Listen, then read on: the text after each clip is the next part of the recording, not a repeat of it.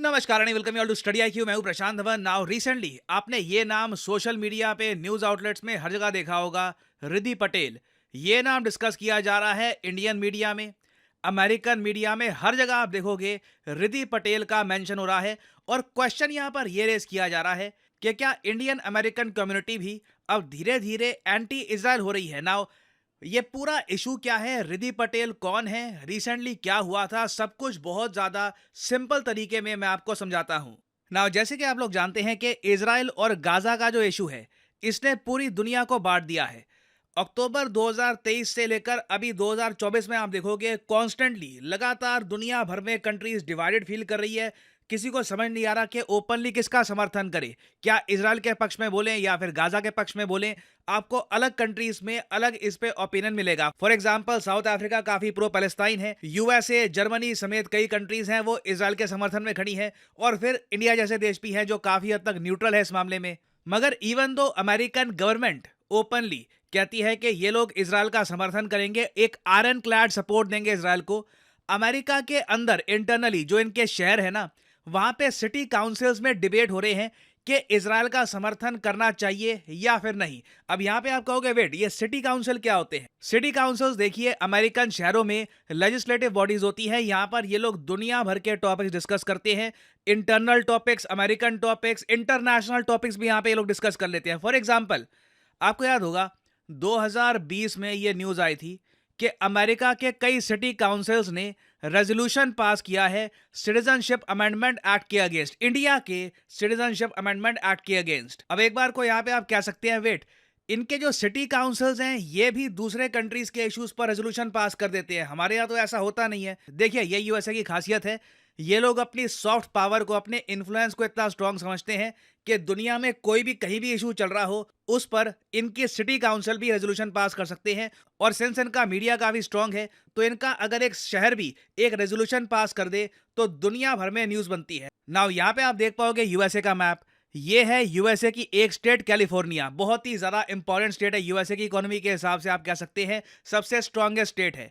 यहाँ पे एक शहर है कैलिफोर्निया में बेकर्सफील्ड के नाम से, तो बेकर्सफील्ड का भी एक सिटी काउंसिल है, इनके हर शहर का एक सिटी काउंसिल है। तो वहां पर क्या होता है कि एंटीफा जो एक आप कह लीजिए लेफ्ट विंग संगठन है यूएसए में, इनके लोग इकट्ठा होते हैं और ये लोग डिमांड करते हैं कि इस सिटी काउंसिल में रेजोल्यूशन पास किया जाए इजराइल के विरोध में।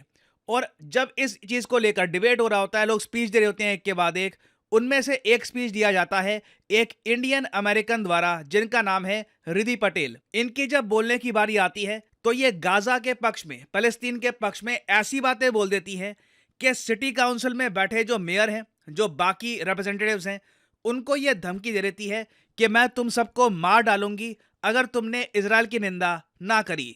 ना ये वीडियो आप देख पाएंगे, ये रिद्धि पटेल हैं, ये एक अमेरिकन सिटी काउंसिल है, सामने मेयर बैठे हैं। अभी आप कैमरा में देख नहीं पाएंगे, बिल्कुल सामने मेयर बैठे हैं, बहुत सारे और हाई प्रोफाइल लोग बैठे हैं सिटी के।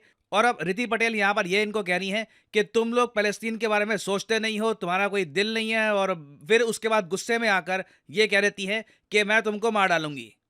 It's very clear to me as someone who's been an organizer for the past couple of years that none of you care because you guys don't care about anything happening in Palestine or any other country where oppression occurs because you don't care about the oppression occurring here. And I understand that you guys are all horrible people, but the thing is, 2,300 people being evicted in the last year, those are votes.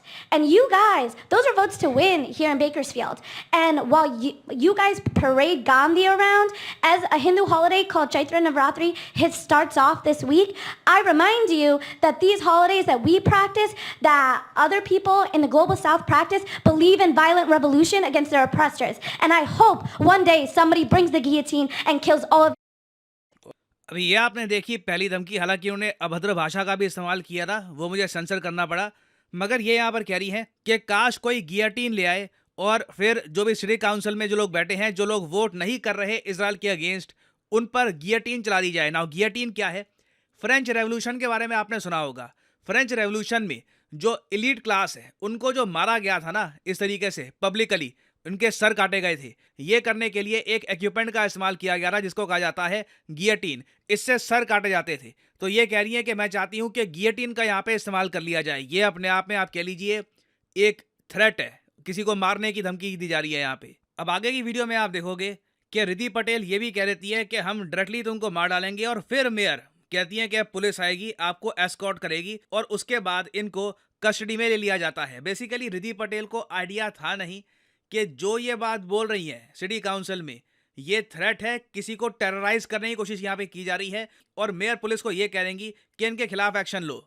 They'll let you die, and for that reason, you guys want to criminalize us with metal detectors? We'll see you at your house. We'll murder you. Next speaker, please. Lance, followed by Kev, followed by Valeria.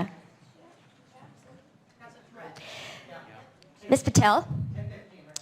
Ms. Patel, that was a threat, what you said at the end, and so the officers are going to escort you out and take care of that.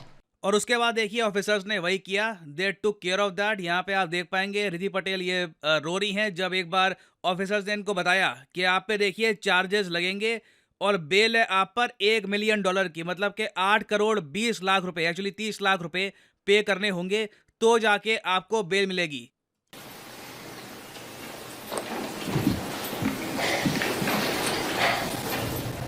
A deputy public defender entered not guilty pleas on Patel's behalf to 8 counts of threatening a public official and 10 counts of making terroristic threats. She's due back in court later this month. अब आपने अभी यहाँ पे देखा होगा court में ये कहा जा रहा है कि इन्होंने टेररिस्टिक थ्रेट्स दिए हैं। तो ये देखिए काफ़ी चिंताजनक बात है। जल्दी से अमेरिका में ये न्यूज़ फैली कि एक इंडियन अमेरिकन इतना ज़्यादा आप कह लीजिए अग्रेसिवली फील कर रही थी पैलेस्टीनियंस के लिए कि इन्होंने टेररिस्टिक थ्रेट्स दे दिए सिटी काउंसिल में। और इससे देखो कहीं ना कहीं इंडियन अमेरिकन पर भी क्वेश्चन उठते हैं, क्योंकि यूएस मीडिया में बाद में ये क्वेश्चन रेज किया गया कि क्या इंडियन अमेरिकन आज के समय बहुत ज़्यादा एंटी इजराइल हो चुके हैं, क्योंकि इंडिया एज ए कंट्री अगर आप देखो तो काफ़ी हद तक न्यूट्रल है। और इसी के रिस्पॉन्स में हमने फिर ये देखा कि जो हिंदू अमेरिकन फाउंडेशन है इन यूएस, इनको एक प्रॉपर क्लैरिफिकेशन देनी पड़ी। ये कह रही हैं कि we are outraged that this person, ये रिद्धि पटेल की बात कर रहे हैं, invokes Gandhi and Navratri while threatening to murder Bakersfield city council leaders. और आगे यहाँ पर यह भी लिखा है जो एस्केलेशन हो रही है एंटी सेमिटिज्म की, जो मतलब एंटी ज्यूइश एंटी इजराइल जो स्टेटमेंट दी जा रही हैं, इनकी निंदा करने की आवश्यकता है और हमें इसे रोकना होगा। तो इस इंसिडेंट की वजह से ना अब पूरी जो इंडियन अमेरिकन कम्युनिटी है उन पर एक रिस्पॉन्सिबिलिटी आ गई है कि वो प्रूव करें कि इस पूरे इशू में उनकी पोजीशन क्या है, क्या वो सच में इतना अग्रेसिवली फील करते हैं पैलेस्टाइन के लिए, और क्या वो जेन्युइनली इतने एंटी इजराइल हो चुके हैं। क्योंकि अगेन एक बार को आप कह सकते हैं ये तो एक सिंगल इंडिविजुअल है ना।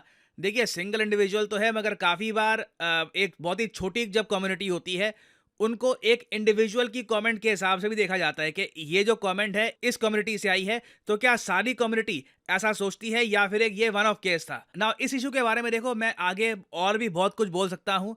रिद्धि पटेल ने इंडिया में जो पॉलिटिशियंस हैं, जो रूलिंग गवर्नमेंट है, उनके बारे में भी काफ़ी कमेंट्स करी है, बट मैं उस पर इतना जाना चाहता नहीं हूँ, ज़रा पॉलिटिकल हो जाएगा वो। मेरा मेन मकसद था यहाँ पे बताने का कि आज के समय रिद्धि पटेल जो ये नाम है जो कॉन्स्टेंटली न्यूज़ में है, इसका रीज़न क्या है, इन्होंने किया क्या था, और यूएस सिटी काउंसिल होता क्या है, और पूरी दुनिया ही किस हद तक बढ़ चुकी है इजराइल फलस्तीन के इशू को लेकर। और फाइनली यहाँ पे मैं आपसे एक क्वेश्चन पूछूंगा। क्वेश्चन यहाँ पर यह है कि इसरो के चीफ के हिसाब से, सोमनाथ साहब के हिसाब से, किस साल में एक इंडियन आपको मून के सरफेस पर दिखेगा। यहाँ पे ये है आपकी ऑप्शंस 2050, 2035, 2040 या फिर 2045। कमेंट सेक्शन में करिए उत्तर। जो लोग सही आंसर देंगे उनकी कमेंट को मैं हार्ट दे दूंगा ताकि बाकी लोग समझ पाएं कि सही उत्तर क्या है। और फाइनली यहाँ पर मैं ये भी ऐड कर दूं कि स्टडी IQ की सेल स्टार्ट हो चुकी है। आज 12 तारीख है, 12 तारीख से लेकर 15 तारीख तक ये सेल रहेगी एक्टिव, और इस सेल के बीच में आपको UPSC कोर्सेज में हैवी डिस्काउंट मिलता है ऑफ स्टडी IQ। तो आपको क्या करना है, कमेंट सेक्शन में जाइए,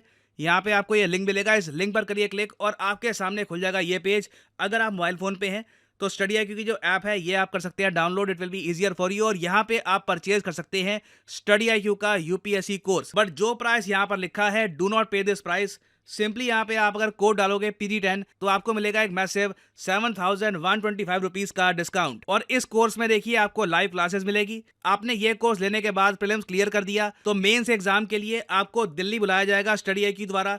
आप दिल्ली में बैठ के पढ़ेंगे और फिर इंटरव्यू तक स्टडी IQ आपका साथ देगा, इसलिए इस कोर्स को कहा जाता है P2I course. So use the code PD10 and save money. और इसी नोट के साथ यह वीडियो कांत, thank you for listening and as I always say, may the gods watch over you.